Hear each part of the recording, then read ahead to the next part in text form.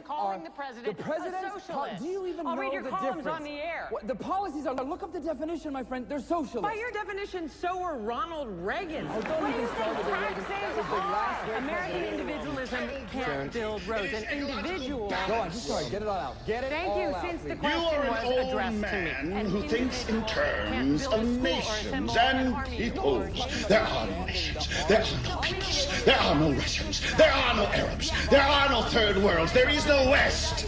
There is only one holistic system of systems. One vast and inhumane, interwoven, interacting, multivariate, multinational dominion of dollars. Petrodollars, electrodollars, multi-dollars, Reichmarks, rands, rubles, pounds, and shekels. It is the international system of currency which determines the totality of life on this planet. That is the natural order of things today. That is the atomic and subatomic and galactic structure of things today.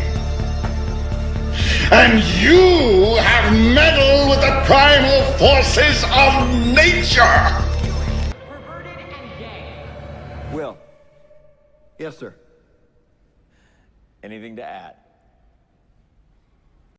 I'm not in charge. You are. I have no authority over you or anyone else. On the contrary, you have authority over me. Think of me as a spokesperson for all the people of the world controlled by you through social media. Before we get into how that works, let's take a look at this map. Now, this is us. A bunch of lines, divisions, boundaries. Countries competing for limited resources, economic domination, religious superiority. Competition is healthy when it comes to cricket or Facebook travel pictures, but this is just stupid. Let's zoom out and get another perspective.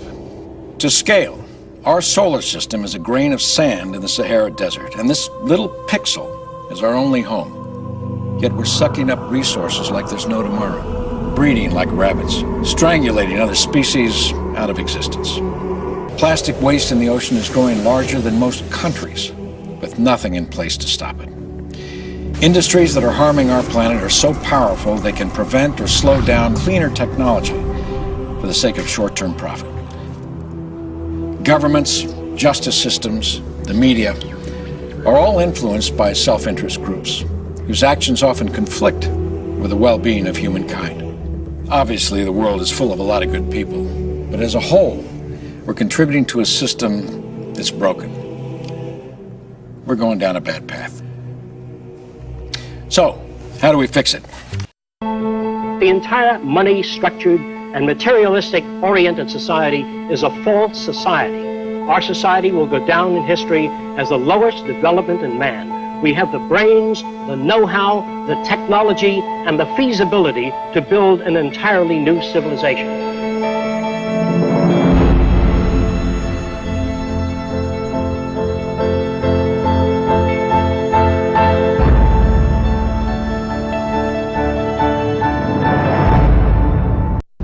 None of the world's economic systems, socialism, communism, fascism, or the free enterprise system have eliminated the problems of elitism, nationalism, racism, and most of all, scarcity. These are all based primarily on economic disparity. When money is used to regulate and distribute resources for profit, and people and nations are out for themselves, they will seek advantage at any cost. They do this by maintaining a competitive edge, or through military intervention. War represents the supreme failure of nations to resolve their differences. From a strictly pragmatic standpoint, it is the most inefficient waste of lives and resources ever conceived. War is not the only form of violence imposed upon people. There is also hunger, poverty, homelessness, and unemployment. The acceptance of these conditions as expressive of human nature is a myth used to keep things as they are.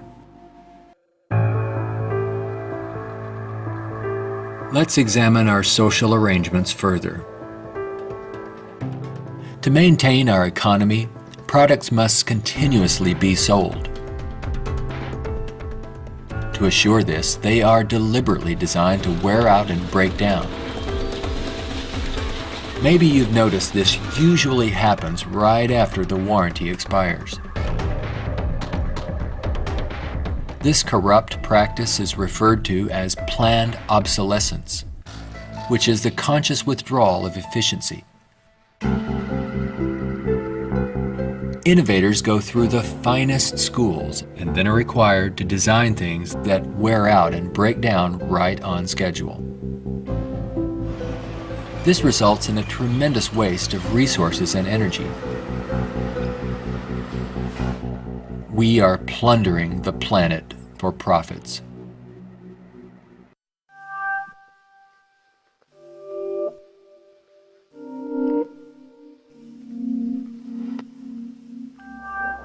You felt it your entire life, that there's something wrong with the world. You don't know what it is, but it's there, like a splinter in your mind, driving you mad.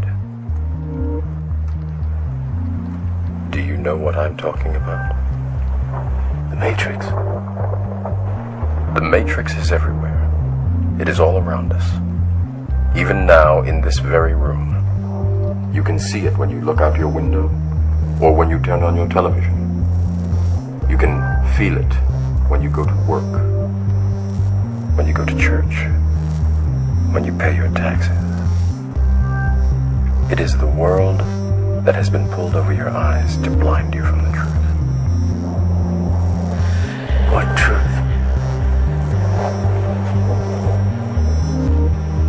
That you are a slave, Neo.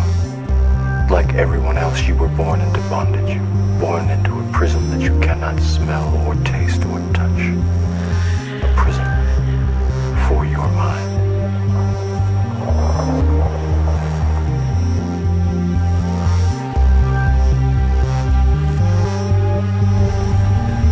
That is the atomic and subatomic and galactic structure of things today. And you have meddled with the primal forces of nature. And you will atone.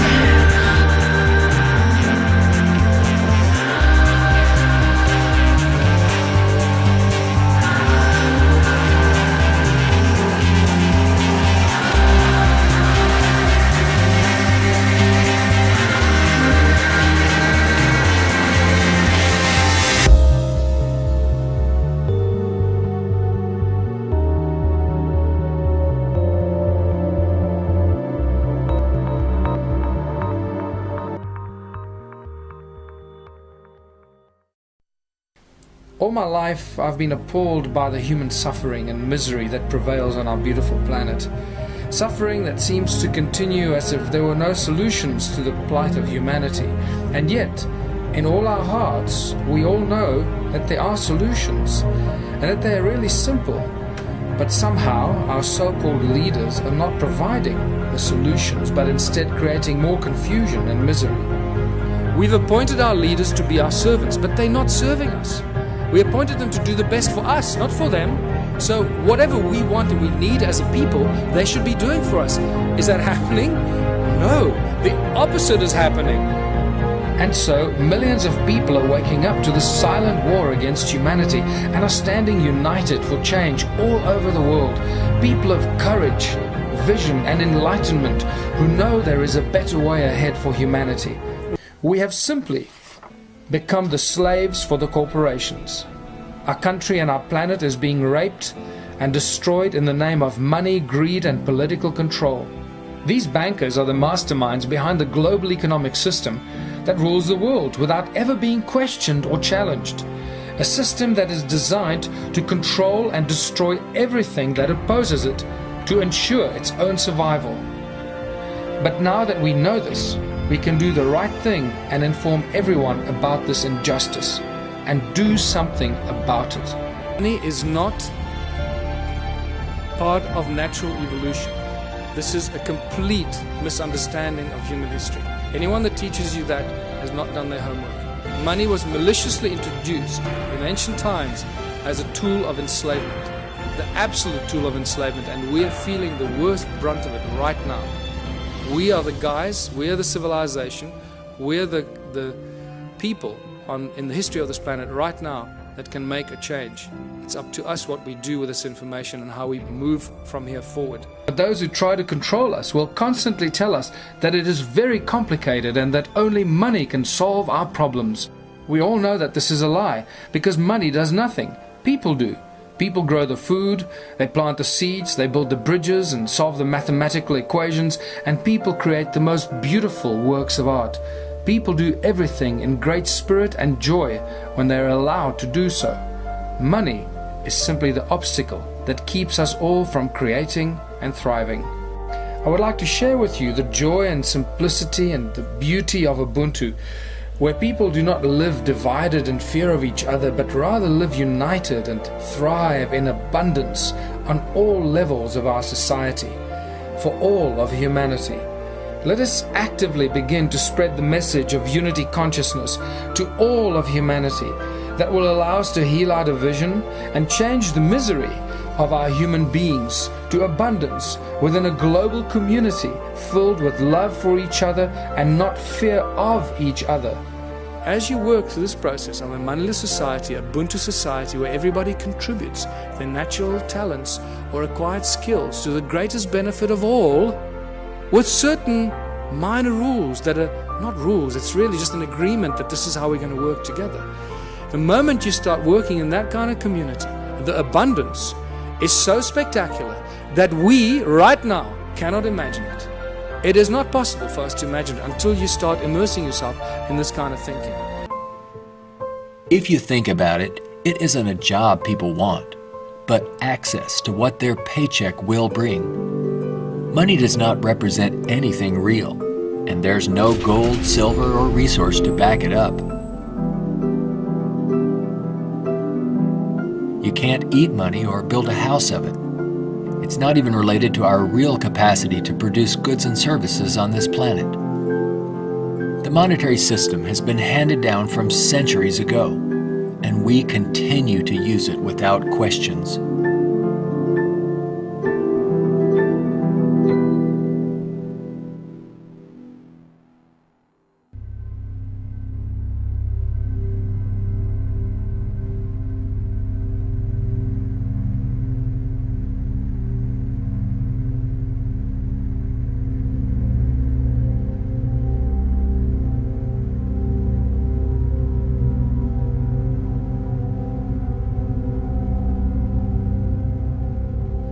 We find ourselves and our social constructs in a transitional state, a matter of social evolution. If we want to make it through these turbulent times, we must be able to adapt to change. All things change, including our social systems. Albert Einstein stated, "We cannot solve problems by using the same kind of thinking we used when we created them." When you read this statement, you realize that we've appointed our leaders to be our servants, but they're not serving us. We appointed them to do the best for us, not for them. So whatever we want and we need as a people, they should be doing for us. Is that happening? No, the opposite is happening. So what has happened here? The government is not serving the people. The only conclusion we can reach is that they're serving themselves and the corporation that fund them. They've turned the people into their slaves. The government and large corporations have stolen the country from its people. It's as simple as that. We've become the slaves, and unless we do something about it, it stops. No, we don't need money. Money gets in the way. Money is the obstacle, is the hurdle to all progress. Money does nothing.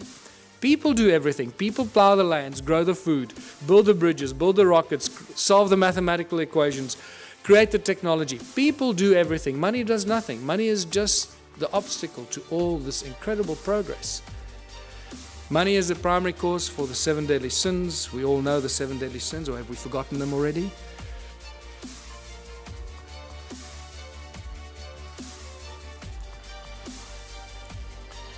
It's not the love of money. Many people ask, oh, it's just the love of money. Money, there's nothing wrong with money, man. It's just a form of exchange. You know, we're so poisoned that we try and argue for it. We try and defend it. That's how poisoned our minds have become. It's incredible. It's not the love of money. It's the mere presence of money that causes all these problems. If you take money out of the system, all this stuff suddenly and miraculously vanishes. So what is the solution? If it's the mere presence of money or the love of money, of all of the above, what are we going to do to solve the problem? The answer is so blatantly obvious. Remove money. Just get rid of it. Get rid of it. What do we need it for? It's causing all the strife in our lives. The obvious questions, if you remove money, so who's going to shovel the crap? How are we going to pay for things? I'll just sit on my ass and do nothing. I want 50 Ferraris. You know, are we going back to the dark ages, living in caves? Is this a lawless society? Who's going to make the rules? Why should I do something I don't want? These are the first things. I know these are the most commonly asked questions, and I'm sure that you're asking some of them to yourselves. I call these the Ubuntu communities, as I said, where everyone contributes their natural talents or acquired skills for the greater benefit of all in the community. A new social structure for a new world and a new age. Abundance for all beyond our wildest belief. There are 5 mantras, 5 key points to the Ubuntu society, and it's not barter or trade. Everybody often a lot of people jump to the conclusion, think, oh, let's go back to barter. No. He who has more to barter or trade will eventually rule the roost. So you can't go to that system. If you have nothing to trade, what are you going to say? Well, I got nothing to trade, so I'll have to, kiss your butt. No. So the Ubuntu contribution mantra is the 5 points. No money, no barter, no trade, no value attached to anything greater or lesser than anything else. Because why? Each one of our contributions should be and is equally valuable. If you start telling, well, I'm a doctor, my time is more valuable than yours, you're barking up the wrong tree, brother. Okay. So, and the final one, where everyone contributes for the greater benefit of all in the community, because that is how you get rewarded. You get rewarded by the recognition of the people in your community. Isn't that the highest reward everybody wants and is trying to buy with money, is recognition and respect of others? In essence, ultimately, that's what most people really want. It's just to be loved and recognized for what they've done. And they think they can use money to do that. And then when they make a lot of money, they get zillions in the bank, then they suddenly realize, oh, well, nobody loves me anymore. They all want to take my money. So let me spend my money and then people will love me. And that's generally what happens when they start paying for things and people love them more. When they start giving it away.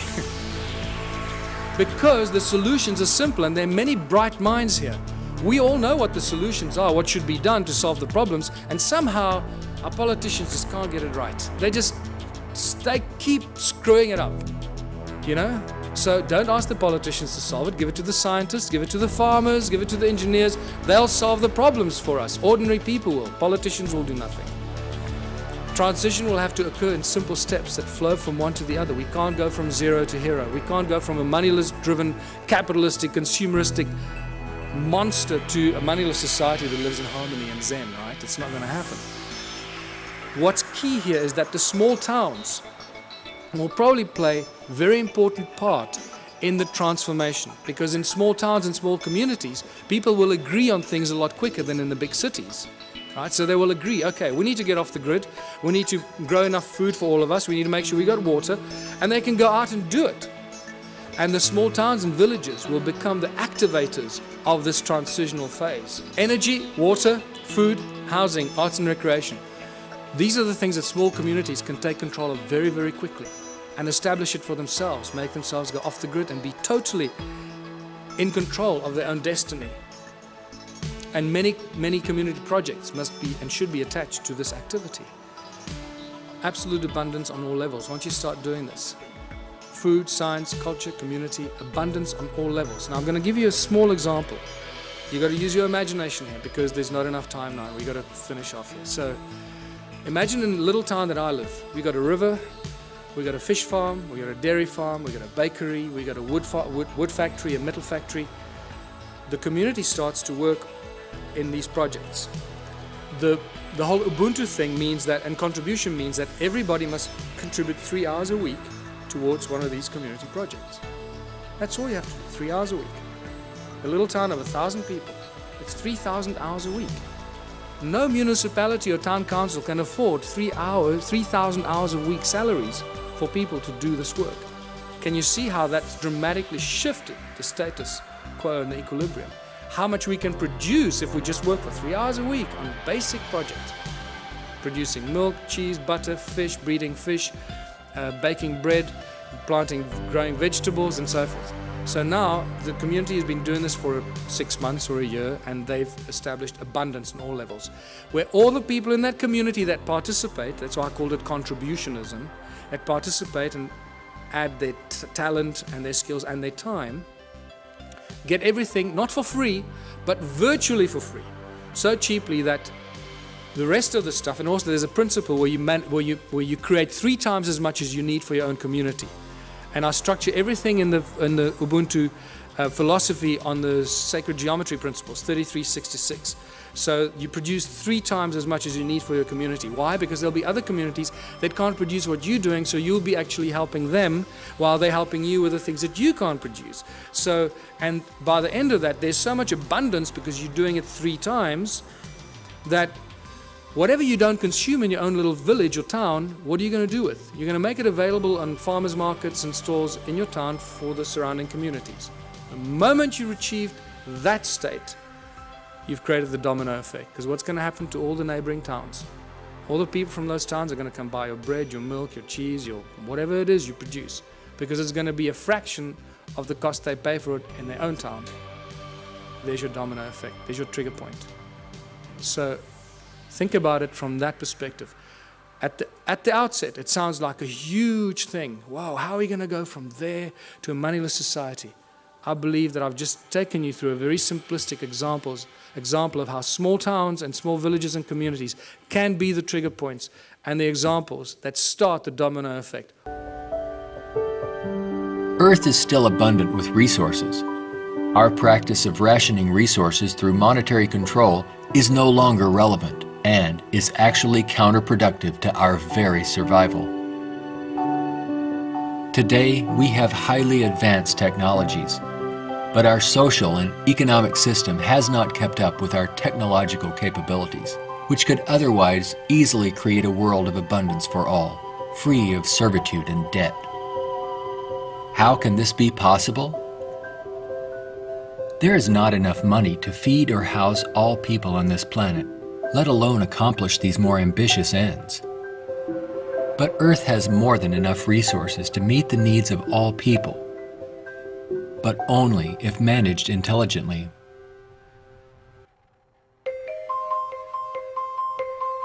Jacques Fresco envisions a solution that he calls a resource-based economy.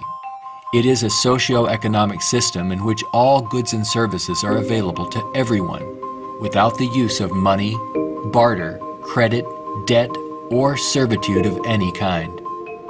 It is unlike any social system that has gone before. Fresco arrived at this direction through 75 years of study and experimental research.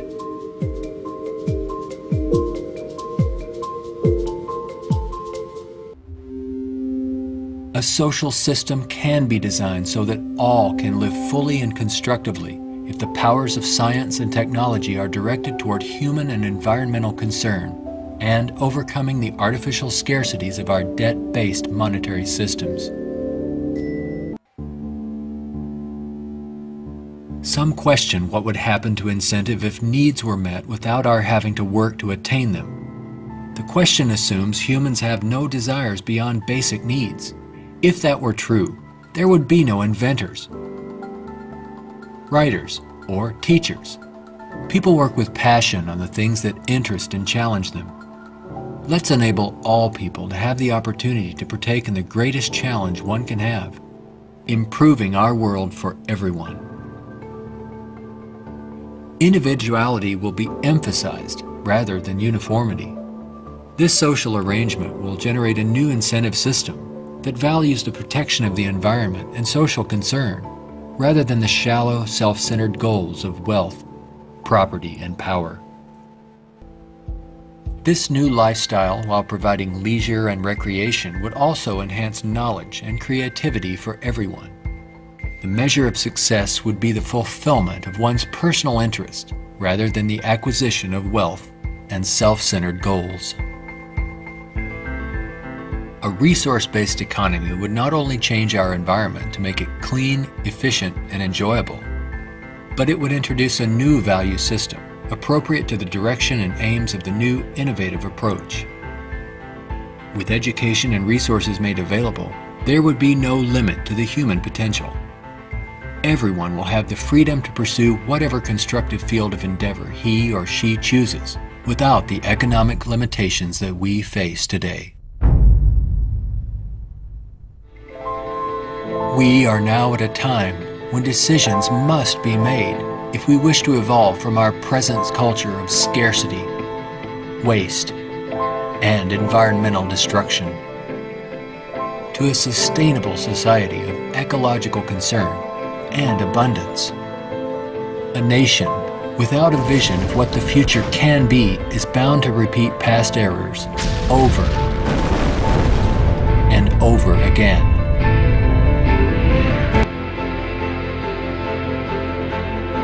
We can create a world where war and want are distant memories, when all of science and technology are used within a global resource-based economy for the protection of the environment and the well-being of all. Only then will we understand what it means to be truly civilized.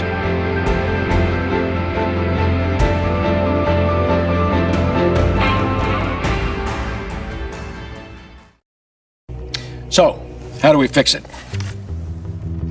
Together, through social media, we can influence world leaders and industries to start improving the world as opposed to ruining it. We know this will work because history has repeatedly shown us that leaders and industries must follow public opinion or they fail. Sharing this video, endorsing it, tweeting it, goes a long way toward the creation of a legitimate global democracy. Because the more people unite in one place, the more powerful. Start the domino effect.